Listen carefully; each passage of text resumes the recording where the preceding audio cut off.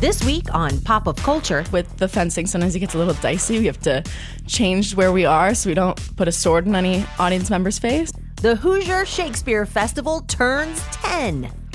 We'll turn green with envy. Not one, but 2 garden tours happening in East Central Indiana.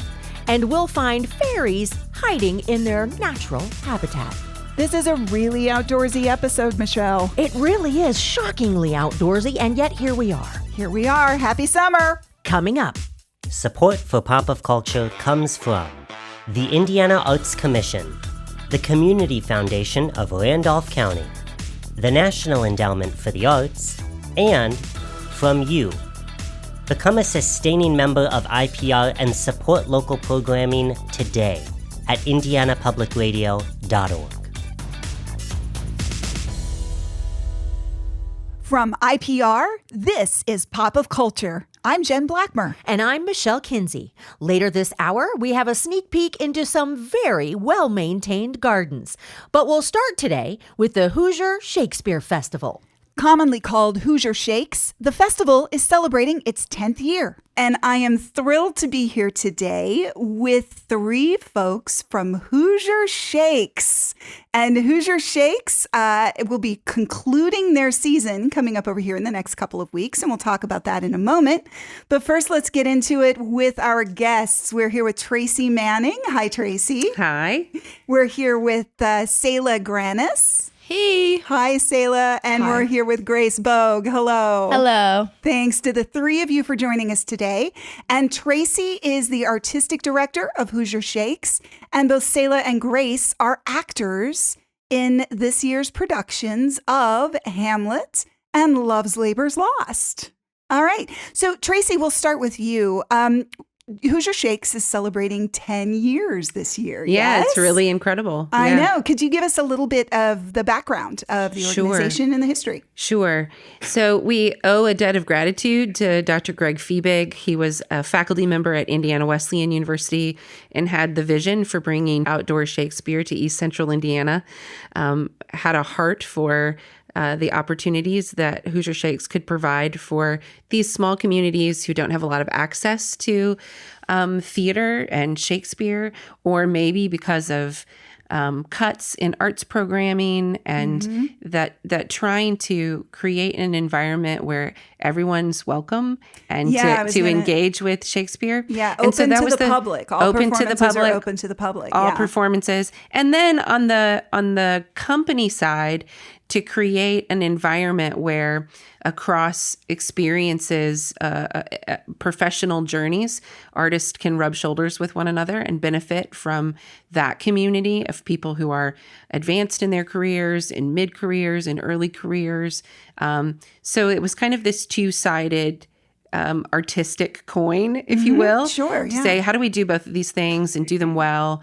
And so that's when we began Hoosier Shakespeare Festival. Yeah, and the idea of it being very, I'm going to use the term bare bones, but that's not, I mean, there's so much art, obviously, that happens in the storytelling, but it's also a little unusual in that it's natural lighting, yes. And you perform on the lawn, basically. Yes. Yes. So in theatrical terms, we call it original practices, which makes, some Shakespeare artists really excited. They hear that term and they're like, they geek out a little. We love it. I think what it means for audiences is that you really get to see and understand the play in people's bodies and voices and gestures. Our primary technical element is costumes. That's what helps you know who's who when. Right. Yeah. But it's outside under the stars, and original practices really means that we're letting the plays speak for themselves. Yeah, and that is similar, not identical, but similar to the way the plays were done originally. Right. Yeah, at the right. Globe. Right. Let's hear a little bit from our actors, Grace and Selah. Selah, what's it been like working in this type of a setting and also doing multiple roles as you are, because you perform in both shows, correct? Yeah, I play 3 different roles, so wow. there's a lot. It's a lot of fun because it's a challenge to kind of figure out who each person is and how to differentiate them, not just in the costumes, but in the body. And I think I really enjoy it. It's a marathon every night. It's absolutely. a marathon.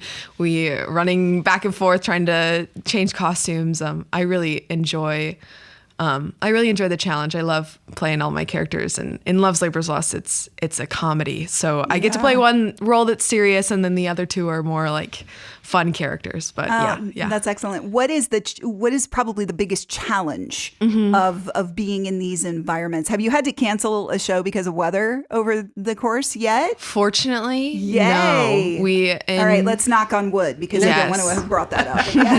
Yes. Yeah. I think it's been different performing outside. Obviously, it's different than being in a theater. And so one of my costumes, I wear a full like suit, and it can be a little. It is a relief every night to change from Bernardo to Rosencrantz because I get to take off the suit. Yes. And that's like the physical challenges. I think like I've been in shows before where I've been able to play multiple roles, and I think the key for me is to kind of get a different physicality. Like I do my walk for each character before I did. Like I have to figure out, okay, this is where I'm leading from and what I'm doing, so that when I walk out there, this is a different person than the character that the audience has seen before.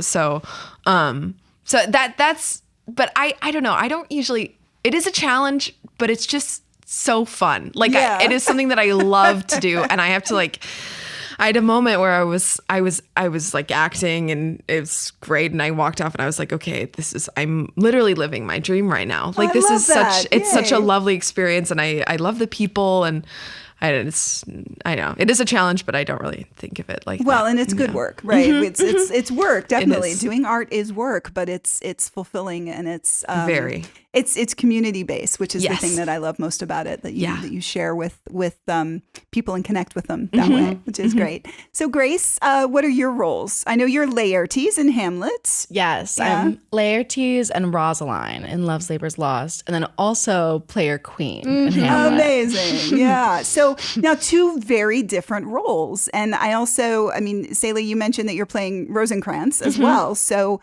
obviously, you're doing a little little gender thing happening here, yeah. And Laertes is normally played by a man, and in your case, it's not. Tell me a little bit about that. I guess I don't think of it too much as like a big thing. I'm referred to as like a brother and he/him pronouns, but really it's just like the same with every other character, where it's just being as honest as I can about what this person is like feeling and going through. Now, you're also involved in the fighting aspect, I know, because Laertes obviously has the big climactic fight near the end of the play. So tell us about that. What's that like, being out there and being, with people all around and outdoors, and what does that feel like? It's really fun. It's every night we do a little fight call beforehand with the fencing. Sometimes it gets a little dicey. We have to change where we are so we don't put a sword in any audience member's face. Right. Now, you don't limit where audience members sit, do you? Do you want them to kind of sit around you? We do. So the play is treated a little bit like what you would think of as a thrust staging. So seating on three sides. And they come put their chair wherever they'd like. Yeah. But we do, in that fight call, try to sort of establish some boundaries so that stage management and front of house staff can help audiences know where they can sit and be safe. We should shout out our fight choreographer, Scott Russell, Indiana-based fight choreographer, who's done a great job with Hamlet. He's great. He is great. And he also directed Love's Labor's Lost. Yes, fantastic. Yeah. Now, I to go back to something that Tracy had mentioned earlier, that part of the company goals, right, is to have a company of actors, some of whom are beginning their careers, some of whom are mid-career, some of whom are established. What have you learned from your peers in that situation?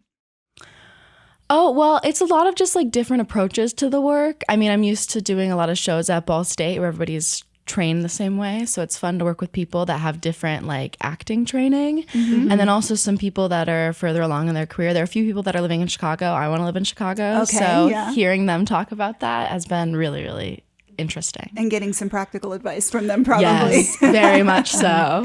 Now, Selah, what about you?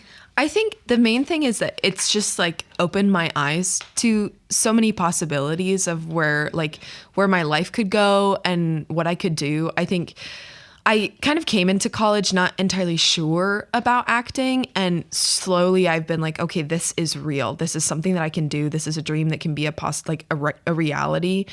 And I think just seeing some of these people and the work that they've put in and the work that they do, I'd say the main thing it's giving me is just like hope about what I can do and the life that I can have. And I mean, it's been like, it's opened my eyes, and it's been great experience. Wonderful. So. Tracy, why Shakespeare? Why does Shakespeare foster this kind of a communal atmosphere, and why is Shakespeare good for this type of production? Yeah. I think the really incredible reality of Shakespeare, and the reason that it stands the test of time, is because it still talks about the things that are just true about us. It dissects and inspects the human condition politically, culturally, socially. It asks intellectual and emotional questions. I don't think I fully understand or can articulate why people want to go sit outside in 80-degree weather and watch Shakespeare. But they do. But they right? do. They do. They do. And they do it all over the world. And so there is this sort of, not only this shared community of this moment, watching Hamlet live, which is such a rarity for many, right? We hear about this play, we read it, but seeing it is just another level. Now we share that community around the world with people who are sitting in parks and outdoor spaces all over the world. And I can't explain it entirely, but I know it's special. Yeah, I know it's special. Hamlet and Love's Labour's Lost were the two shows Hoosier Shakes had slated to do in 2020 when we were closed down by the pandemic. Yeah. So it felt like at our 10th anniversary to be able to bring these two plays back, arguably Hamlet, maybe one of Shakespeare's greatest plays. For many, they would declare that. Yeah. And Love's Labour's Lost, which is such a hilarious but lesser known play. And to put these two plays up together, I think is a treat for artists, and will be a treat for our audiences who choose to come and see them. Absolutely. So, Tracy, how many performances do you have left? How many opportunities will our audience members have to see the shows? There are 6 more opportunities to see Hoosier Shakes in East Central Indiana. We'll be in Jonesboro Park in Jonesboro, Indiana on the 20th and the 21st. The 22nd and the 23rd will be in Hartford City on the Square in their lovely outdoor performance space in Hartford City, Indiana. And then we'll be closing our run with both plays at Minnetrista on the last Friday and Saturday of the month. Awesome. And what time should folks show up? 6 o'clock is going to be the live music show. That's half an hour. And then the plays will begin promptly at 6:30.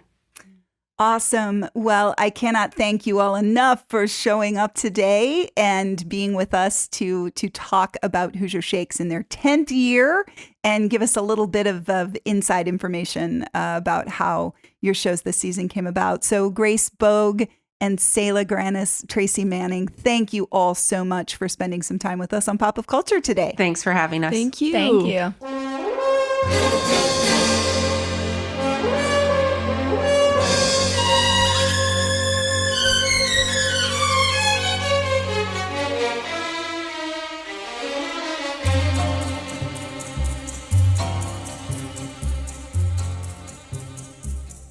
It's gardening season, which means it's the perfect time of the year to look at someone else's well-maintained garden. Our co-host Kara Duquette spoke to 2 organizations with upcoming garden tours for the garden lover and the garden curious. Shaun Dingwerth is the director of the Richmond Art Museum. Thank you for spending some time with us today, Shaun. Thank you for having me. Of course. Can you please tell us about the Richmond Art Museum Secret Garden Tour? Absolutely. So the Secret Garden Tour started in 2000. So this will be our 26th year, which is an amazing history. This is our summer fundraiser, and the proceeds go to support our educational art programs at the Richmond Art Museum. We really focus on kids kindergarten through 12th grade. And over the years, the 25 years, this has raised $350,000 for those programs. Oh, that's outstanding. So you have classes for K through 12? Yes, we do. We have a variety of programs. One of the things we do is we use our Ram Van Go, which is our educational van, where we take art programs into the schools because, as we know, funding for field trips isn't always there. So we do that. But we also do other programs. Every high school student at Richmond High School, and by the way, people may not know, the Richmond Art Museum, to our knowledge, is the only art museum, public art museum in the nation housed within an active public school. So we have direct contact with all the high school students, and they are required to come to the museum at least one time a year. Excellent. I love that. I would like to know exactly, so where does the Secret Garden Tour take place? It's a great question. So it is a self-guided tour. So when you purchase your tickets, which can be purchased online at richmondartmuseum.org, your ticket essentially is a map. And so you're able to start wherever you want to start. We do try to locate the gardens in close proximity to each other, so there's not a lot of driving.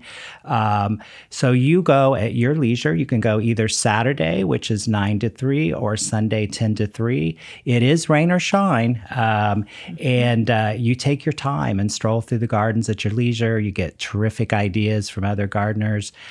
We put on a variety of gardens. So, for example, we have one this year that we've never done before, which is just a patio garden. Oh, that sounds exciting. Now, what will I see there? I hear there might be some artists afoot. Yes. So this is really a component, I think, that makes the garden tour a lot of fun for people. So we invite 20 plein air artists throughout Indiana and Ohio to come and paint in the gardens. And when we put that sign-up sheet out, it fills immediately. So part of this is there is a vendor market at the Richmond Art Museum, and at the market, we will have those paintings for sale.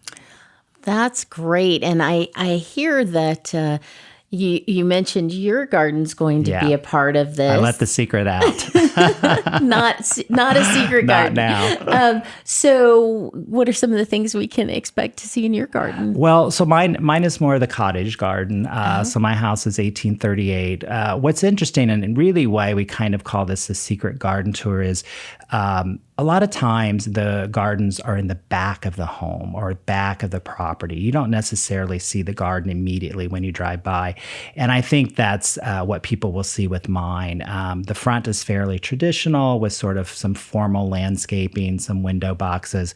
But as you walk down the side of the house and through the back gate, you will just be, I think, a little bit overwhelmed with the number of plants and the number of gardens that I have throughout. Oh, that sounds lovely.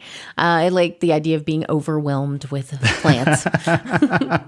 I know I feel overwhelmed right now. Well, it sounds like it's going to be an amazing event. Is there anything else you'd like to tell us about it? Just that it is a fun event. I think that things like this are great for our mental health, to get out, to walk. I love that this also creates a sense of community, getting into neighborhoods. And I think a lot of people, when they visit towns, they stick to the main roads. And this is an opportunity, I think, to see neighborhoods and see more of a city in a different view. So I really encourage people to check it out. Tickets are very affordable. It's on richmondartmuseum.org website. Excellent. Well, the 2025 Secret Garden Tour will be Saturday, June 28th from 9 to 3 and Sunday, June 29th, 10 a.m. to 3 p.m. So thank you so much, Shaun, for being here. That was Shaun Dingwerth. He's the executive director of the Richmond Art Museum. Kara also spoke with two members of another organization with an upcoming tour. Welcome, Sylvia Finney and Sarah Kreps of the Delaware County Master Gardener Association. And I want to thank you for talking with us today. And I wanted to ask what you do with the Delaware County Master Gardener Association, but you were just talking about your shirts. So can you start there, Sarah? We wanted to have an organization shirt. Everyone's been asking, do you have shirts that we can wear at events? So we came up with our Delaware County Master Gardeners Association shirts. And on the back, it has our new saying that is, you're never too old to play in the dirt. So that's what we like to do. We like to play in the dirt and garden and everything like that with horticulture and gardening. I think many of us would agree with that. Playing in the dirt is so much fun. Oh, yes. So grounding. So what are some of the other things your association does? Sylvia? Well, we do lots of things in the area. We work for Minnetrista when they need help with their activities. Like, we're always there at the farmer's market, and we always have a booth there at the farmer's market. And we have children's camps in the summer. We have 3 of those at least a year. We'll participate in Minnetrista's Garden Fair, and then we're also at the Washington Street Festival. We'll have a booth there where we'll have bulbs that people can take with them and plant. So nice. Anytime we can get out into the community and do outreach, that's what we like to do. And then we're always up. If you have a question about a plant that you got somewhere or you're looking for a plant, just contact us and we'll try to help you out. Can you tell us a little bit about the Delaware County Master Gardener Association Garden Tour? Yes, I can. Well, I'm chairman of it this year, and it's going to be Saturday, June 28th from 9 until 3. We have 7 beautiful gardens. It's going to be on the garden walk. Nice. And where are these gardens located? Well, they're here and there all around Muncie. Here and there and everywhere, huh? Yep. When you purchase your ticket, there'll be a map that you can it's go at your own pace, so you can kind of figure out where you want to go and how you want to do it. But there'll be a map when you get your ticket. And the addresses. We do have for the second year artists from the Muncie Artist Guild that will be in each of the gardens. We'll have Lori Lunsford has helped us with that. So there'll be artists painting, drawing in the gardens, and you can, some of them will have pictures and paintings that you can purchase from them, but they'll just be painting throughout the day. Excellent. Yeah, a little yeah. alfresco work outside. Yep, it just adds something to the walk. Nice. And it's fun to watch them too. Oh, I love watching people paint. Oh, yes. And they're all talented too. You'd be surprised how much they can accomplish just sitting there in the open. Mm-hmm.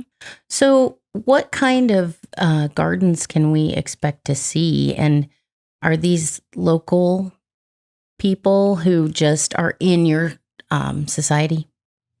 Well, yes, they're not really members. Some of Okay. them, one of them is, but not anybody else. But Okay. anyways, just gardens from the area that want to be on the walk, and they let us know, and then we help get their gardens ready for them in advance if they need help. One garden that I'm excited, I will tell you one garden that we have the Avondale Community Garden on our walk this year. One interesting, fun thing about that is they have a group there that Jasmine Taylor does. It's called Blooming Futures.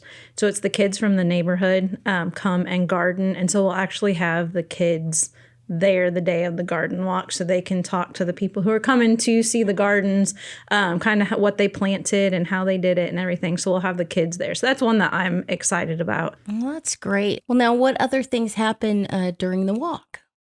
Well, you get to see everything in the garden, so it's really educational.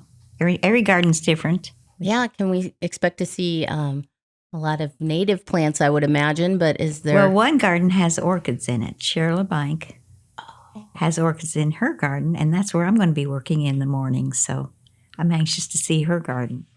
We do have one that has natives. It's down by the river, so they put some native plants out. We've got small backyard gardens, front yard gardens. They didn't want to mow their yard, so they started turning their yard into a garden. So we've got that.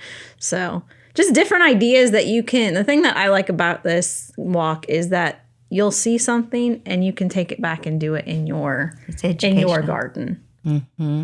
That's when you talk about somebody turning their front yard into a garden. I have often thought that would be fabulous. Well, we look forward to seeing some gardens, and thank you so much for being here with us. Thank you. Thank you. Sylvia Finney and Sarah Kreps are members of the Delaware County Master Gardeners Association. They spoke with Kara Duquette.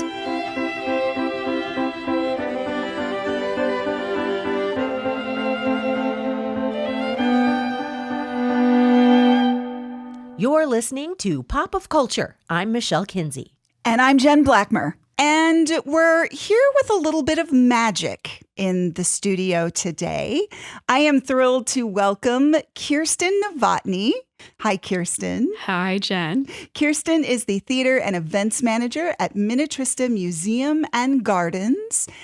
Kirsten is visiting us today to talk about the annual Faeries, Sprites, and Lights event that is happening next month at Minnetrista Museum and Gardens. Yes? Yeah, so our event is the last weekend in July. This year, it happens to run July 24th through the 26th. We have our usual sessions from 5 to 9 p.m., and then we have a special sensory-friendly session on that Saturday, July 26th from 12:30 to 3:30 p.m. Amazing. Yeah. Now, this is a special conversation for a number of reasons, but one of the reasons why I wanted to talk about this is that this is a long-running event. Yes. My kids are older now, much older, but I have so many memories. This was one of the first things we actually did the summer after we moved to Muncie. And at that point, I didn't even have all three of them. I only had the oldest one, I think, at that point.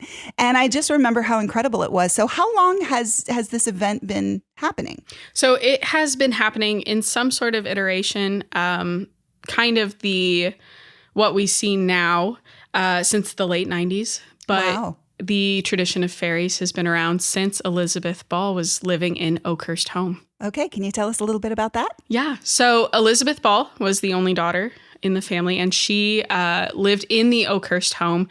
She spent a lot of time in the Oakhurst Gardens, and she absolutely loved fairies. And so she actually wrote a lot of poetry about the fairies and spent a lot of time. If you go through the garden, you can actually see replicas of her dollhouse that was created for her and her cabin, which is named Betty's Cabin. Yeah. Yeah. So we have, a free play space in that area now, but she used to imagine in the gardens. And so we're kind of honoring her memory and her love of fairies every year. That's incredible. Yeah. And it's such a lovely, it's such a lovely sort of gathering of kids from all over Muncie and East Central Indiana, right? The times I've been, it's been we've kind of been overrun by kids in fairy outfits. And that's the idea, right? You come dressed as a fairy. Yeah. So our primary audience is 2 through 13 and their family members. So a lot of times we'll end up with a couple of littles, but a ton of family. And we invite people in dressed as fairies, dragons, hobbits. We've seen wizards. It's really magical to get to see them really engage in imaginative play.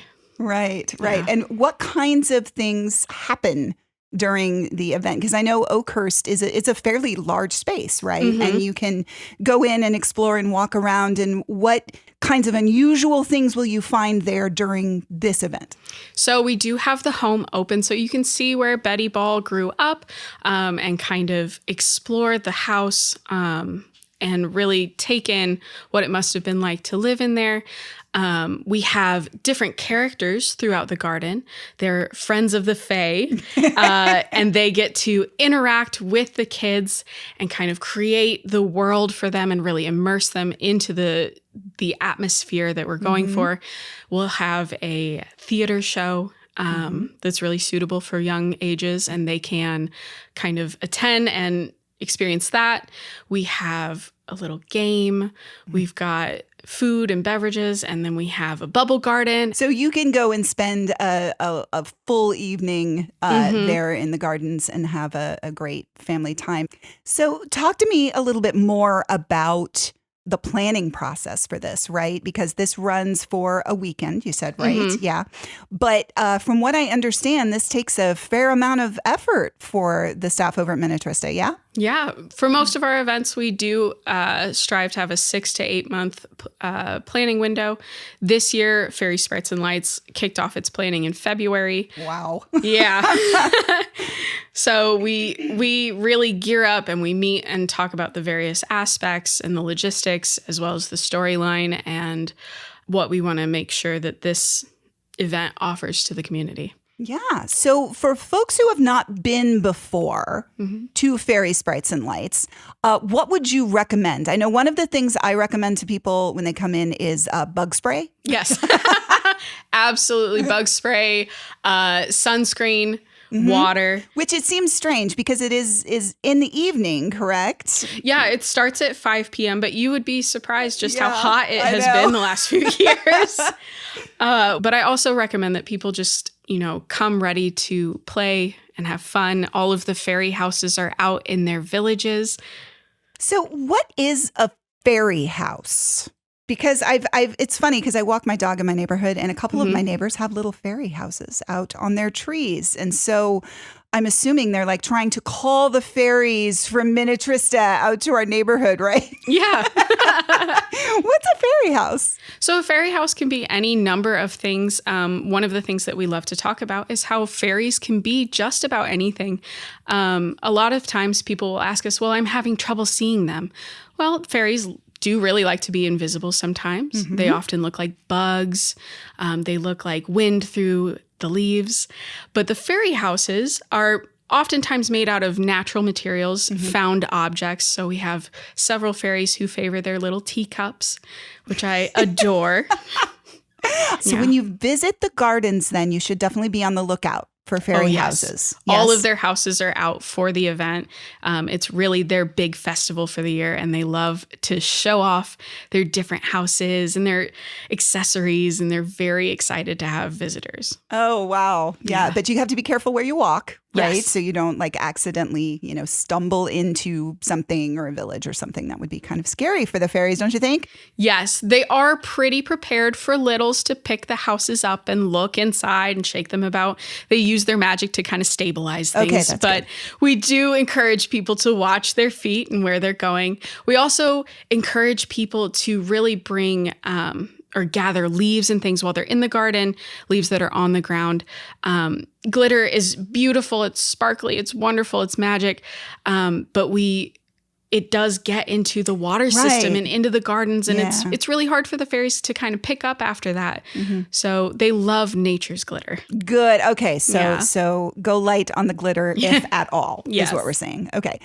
Can you tell us, maybe give us a little bit of an introduction to some of the characters we might meet? Absolutely. So this year's theme is fairy tale mix-up. The fairies have invited some of the fairy tale friends that they have for their festival, but when they arrived, the fairies were a little bit mischievous this year, and so they've kind of mixed up their stories a bit. We've got Red Riding Hood, Jack Andy Beanstalk, Jack Andy Beanstalk, Thumbelina, Hatter, and the Muffin Man. They'll be out and about for you to see. And then, do you know the Muffin Man? I do. Okay. The Muffin Man? Do you know the Muffin Man? I know the Muffin Man. The one who lives on Drury Lane. Yeah. We also have a show that goes on with Mother Goose. Okay. And Goldilocks and the Wolf. Excellent. So that would be great. We've been talking a lot about magic, and the thing I do want to emphasize for everyone is that despite the age range that is the target audience for Fairies, Sprites, and Lights, for adults who like to experience magic as well, there are lots of fun things for families to do together. Yeah. Yes, we love seeing our families walking around and really getting to play with one another and imagine the different universes and worlds. Excellent. I thank you so much for coming in today, Kirsten, to give us a little bit of preview of what we're going to discover in this year's Faeries, Sprites, and Lights. Can you give us the dates and times again for us? Absolutely. Thank you for having me. It's been an absolute pleasure. This year, it is July 24th through the 26th from 5 to 9 p.m. with a special sensory-friendly session on July 26th from 12:30 to 3:30 p.m. Fantastic. Kirsten, thank you so much. And please give the Faeries and Sprites my best as they gear up for their big celebration this year. And we can't wait to see what they bring to life. Kirsten Novotny is the Theater and Events Manager at Minnetrista Museum Gardens.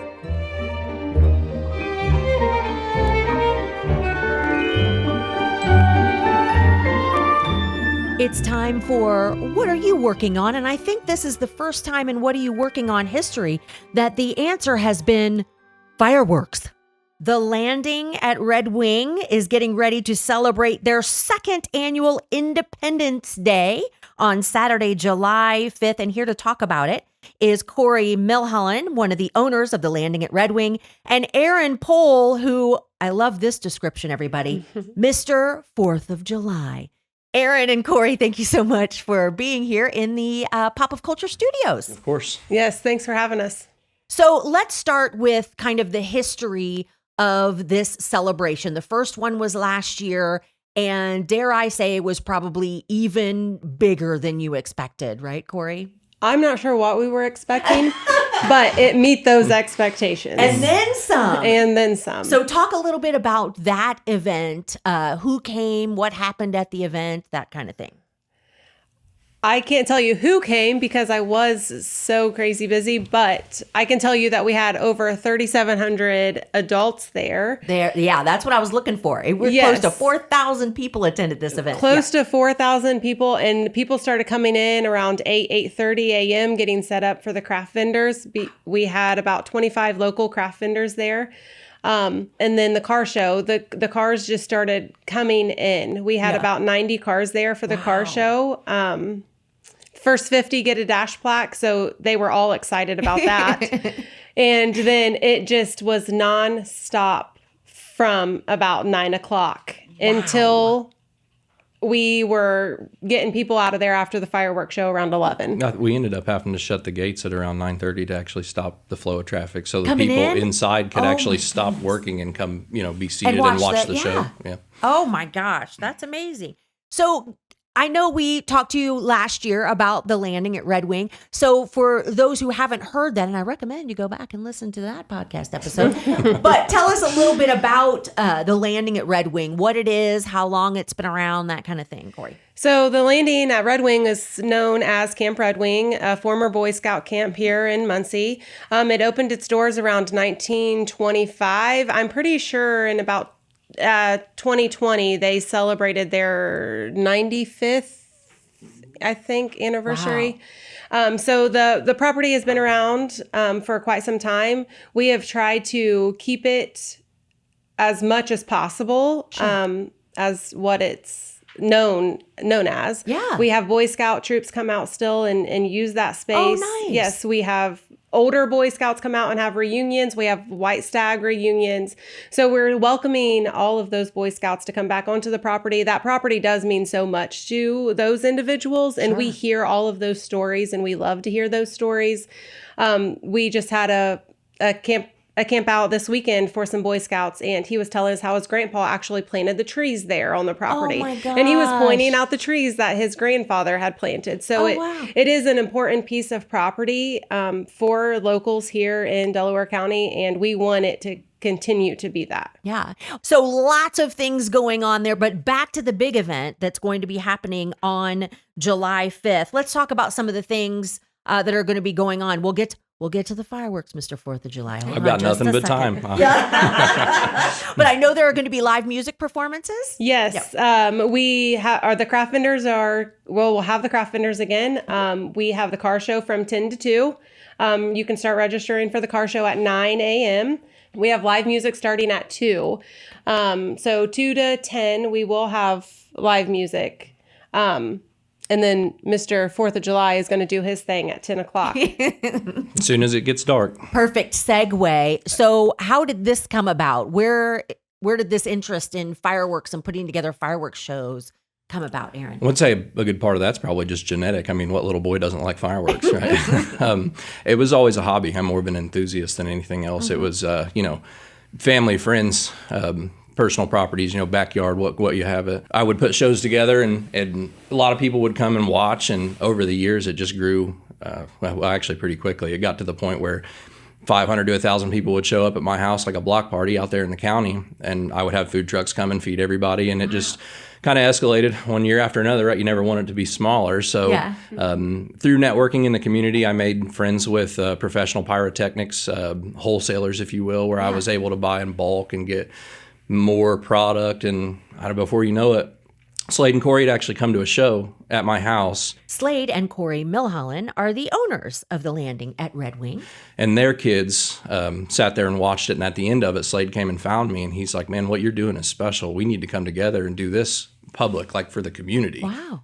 Now, it says here on my notes, 45-minute fireworks show? Yeah, it can be. I believe last year's I had close to 40 minutes long.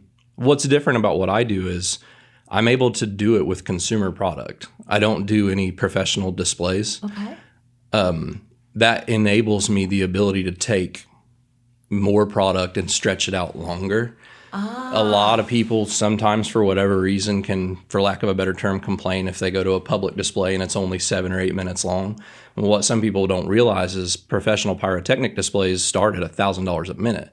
So these shows that the city or different places put on it's a lot of money. It's incredibly expensive. Sure. So I've taught myself over the years through different people. Obviously, I've had a lot of help along the way to take consumer product that you and me and Corey can go anywhere and buy and make something special out of it. Yeah. I'm sure it's all very complicated, but I just like things to light up the sky. At the end of the day, the goal is for, I like to tell people, I like to turn, darkness into daylight.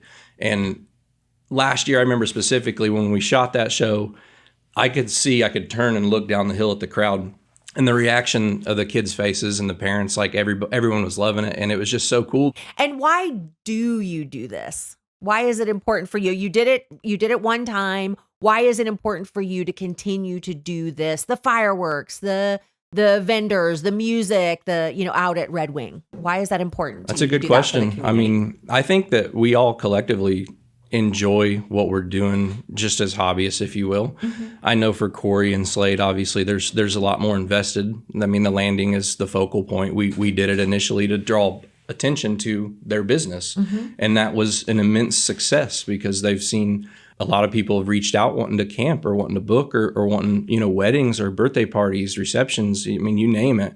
But for me personally, I get a lot of enjoyment out of putting shows on for people. It's just a hobby. It's something I really like. Yeah. It's the oohs and the ahs, isn't it? It is. Like it is. But it's really cool though. I mean, to see that many people come together, it's the 4th of July. We can go watch fireworks anywhere. Yeah. But what I do is special. I know that. And most of the people who have ever come to one of my shows would agree.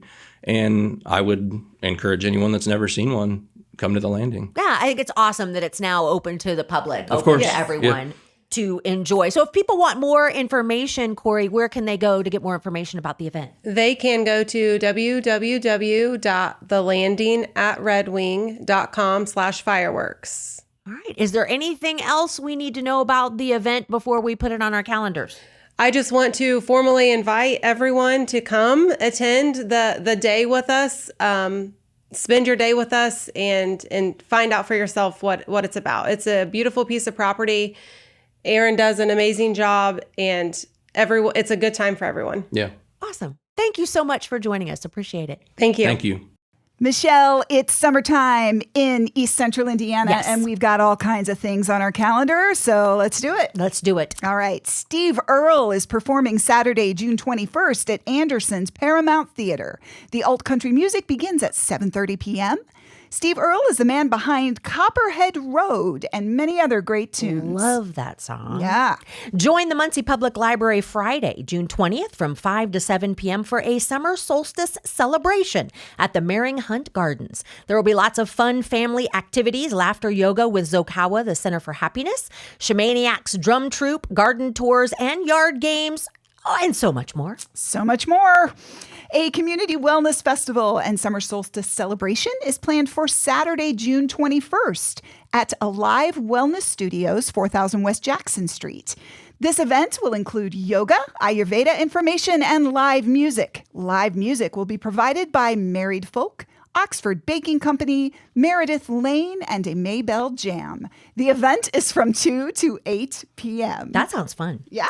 The Talbot Street Arts Fair is this weekend in Indianapolis. Indiana's oldest juried art fair, Talbot Street Art Fair, located on Talbot Street in downtown Indianapolis, features more than 220 juried artists from across the country. Saturday hours are 10 to 6, and Sunday you can go there from 10 to 4. TalbotStreet.org has more info. Newcastle is having its Juneteenth celebration on Saturday, June 21st from 3 to 9 p.m. The Plaza and Arts Park will be filled with live music from Toy Factory and Cool Beans, speakers, performances, vendors, and more. Oh, Jen, as a matter of fact, Indy is having its Juneteenth celebrations this weekend. That's right. At various locations. There's Juneteenth and Jazz Community Celebration at the Idle Jorg Museum, an Indy Juneteenth celebration at the Indiana State Fairgrounds, Juneteenth History, Health, and the Arts at the Indiana State Museum and Historical Sites, and Rhythm and Soul Fest at Washington Park, many, many more. Visit Indiana.com has the info. Anderson Symphony Orchestra presents Groovin' on the Green at the Anderson Country Club Sunday, June 22nd. Living Proof will perform beginning 6 p.m., and I am reading this directly from the information provided. Please bring your lawn chairs and dancing shoes. Dancing shoes, always important. Looking ahead, the Bands of America Summer Camp, which was called Music for All before this year, will take over the Ball State campus June 23rd through Saturday, June 28th. The cool part? The public is invited to enjoy some of the great concerts throughout the week. This year's concerts include Fred Armisen. Wait, the Fred Armisen? Oh, yes, that Fred Armisen from Saturday Night Live in Portlandia. He's also a great musician, by the way. Is. He'll be there Thursday, June 26th, 8 p.m. at Emmons Auditorium. For more, musicforall.org/concerts/Muncie for all the details. These are some cool events. If you have a cool event, please let us know at indianapublicradio.org/contact. Then click Pop of Culture.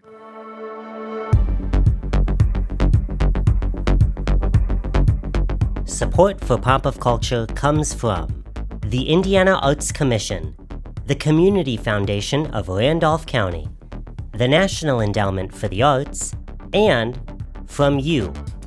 Become a sustaining member of IPR and support local programming today at indianapublicradio.org. And that's our show.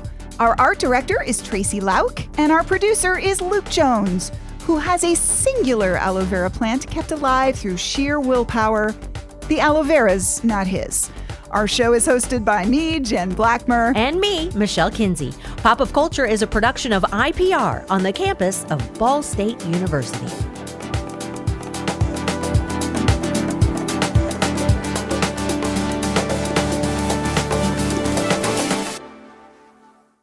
It's time to take a nap. It is time to take a nap. All right, let's try this again.